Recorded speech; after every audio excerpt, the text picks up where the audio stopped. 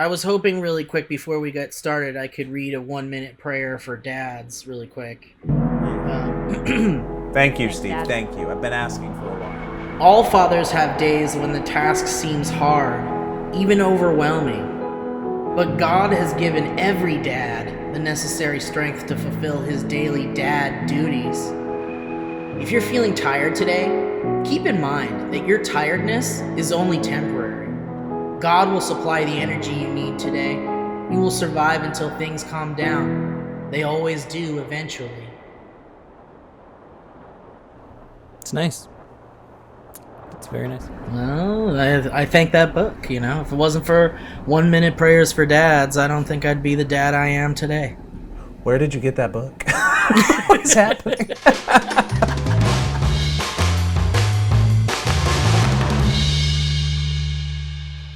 I stole it, Joe.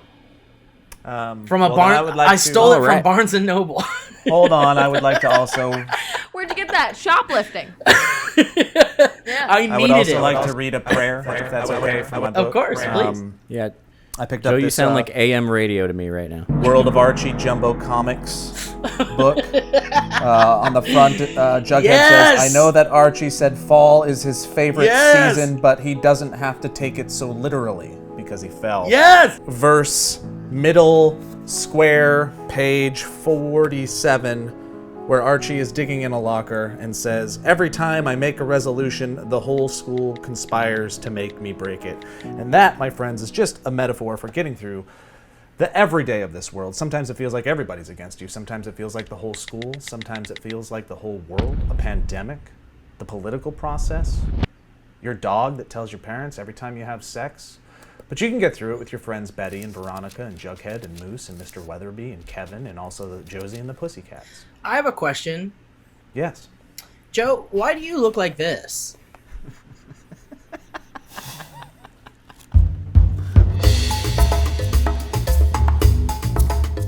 Martin Cox, would you rather have a talking dog who tells your parents every time you have sex, or a talking cat who calls your ex every time you think about them?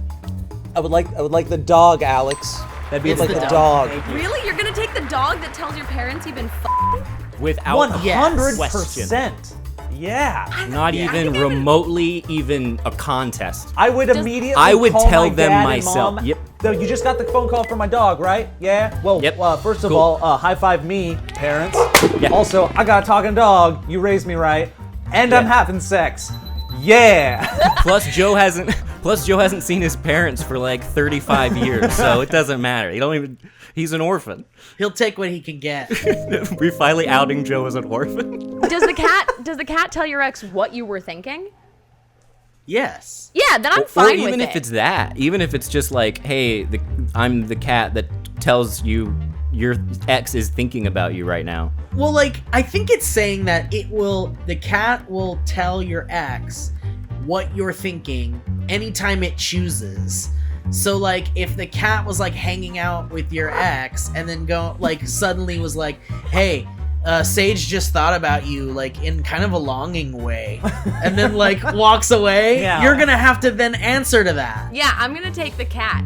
Wow. I'm what if taking it's the cat. like a bad ex, though? I'm a young unmarried woman. I don't want to have to get a call from my mother that says, "Who is he?" Think about it. None of you are getting asked who it is. Not one of you. Not one of your parents is going to be like, "But who with?" It is actually very dependent on if you're in a stable relationship currently. If I was not in a relationship, I would totally do the cat. Right? That's what I'm saying.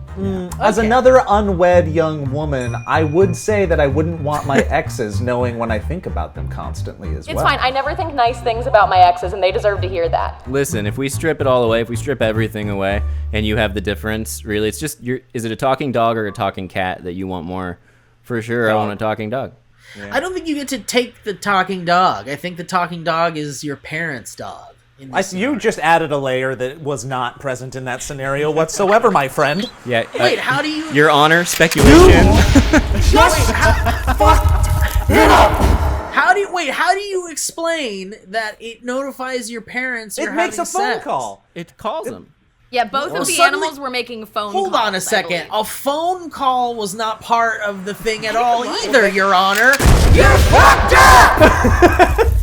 Don't you talk to me like that! Kevin, again, can you read the question to which It the says answer is the dog? You have a talking dog who tells your parents. I so the have a dog could talking technically dog. run if he can't dial a phone. He could run. Maybe he doesn't texts say- them. If Elliot is in LA, then then how does the dog tell his parents in This is Florida? true because the cat can call. It specifically says, or a talking cat who calls your ex. I mean, look, I think, can I just say something? I think what we've learned from this is whoever came up with this question is an absolute bell end. I just have this extraordinary visual of like the dog running into Joe's parents' house. And it starts maybe like by barking or just like really excitable. And it's like, what is it, boy? Is little Johnny down the well? And it's like, no, Joe was just. Yes, he is. Nudge, No. nudge. Again. I don't like it. I don't like it. I don't like that this dog seems like he's in a fraternity. Ladies and gentlemen, scientists have discovered the first talking dog. And we're hoping to get some secrets from the canine world, and maybe we'll learn some things about. Finally, we'll learn some things about one of the greatest pets. Hi, and creatures of the I planet. am the dog. Hi, it's very nice to meet you. Thank you for having me. Huh. Oh yeah, he's deep right now. Thank you. What? Back to you, Joey. From Friends. I like the idea that the dog does have a telephone, and the parents are just tired of it. Like they know that the dog is gonna call. And it gets to the point that they've been screening the dog calls, so we've come up with a plan where the dog has to keep coming up with a screen fake phone number every single time from like a different state. I'm just having a dude over and he's like, oh my God, your dog is so cute. I'm like, no, my dog's a narc. Don't look at him. Joe, I like how when you were doing the dog, you pretended that it's like a sixth sense that the dog has, like if like Superman. Oh yeah. Because I imagined it's just a dog in your house. Yeah. Yeah, it just like, yeah. Wherever the dog is. He's fucking. How can you tell? I can smell it.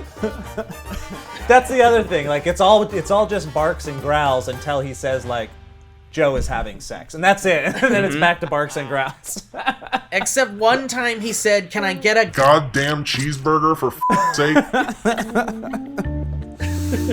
That's none of the benefits of a talking animal whatsoever. You Yeah. just have a pet that's only purpose is to rat you out for having sex. It's a curse. It's a Yeah. curse." Thank you all for watching your show. Thank you to Saige for joining us. You were wonderful. Thank you for being here and putting up with us remotely. We really appreciate that. If you guys want to be part of the show, I'm talking to you at home, please go to patreon.com/thevalleyfolk. We take the prompts that you give us there, we put them in the show. You also get a bunch of bonus stuff. We're trying to make that even better on the daily. And thank you to everybody that already is there, because you make this happen, this whole thing, the world. You make it run round.